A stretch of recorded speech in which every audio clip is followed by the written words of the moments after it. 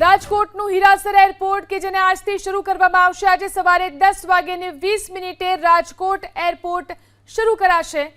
14મી મેના બદલે 2 દિવસ પહેલા જ રાજકોટ એરપોર્ટને શરૂ કરી દેવામાં આવ્યું છે। ભારત પાકિસ્તાન તણાવને લઈ અને એરપોર્ટને 14મી મે સુધી બંધ કરવામાં આવ્યું હતું, પરંતુ શસ્ત્ર વિરામ બાદ એરપોર્ટ ફરી એકવાર શરૂ કરવાનો નિર્ણય કરવામાં આવ્યો છે। તો રાજકોટ હીરાસર ઇન્ટરનેશનલ એરપોર્ટ કે જે ફરી શરૂ થઈ ચૂક્યું છે। આ વિશે વધુ જાણકારી મેળવી અમારા સંવાદદાતા પરાક્રમસિંહ આપણી સાથે જોડાયા છે। પરાક્રમ, હીરાસર એરપોર્ટને ફરી એકવાર શરૂ કરી દેવાયું।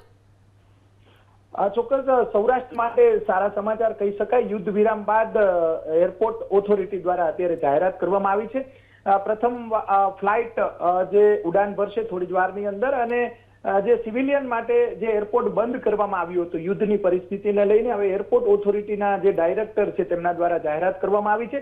આજથી જ airport Rajkot Hirasar international airport શરૂ કરી દેવામાં આવ્યું છે, અને સૌરાષ્ટ્રના જે યાત્રિકો છે તેના માટે એક રાહતના સમાચાર કહી શકાય।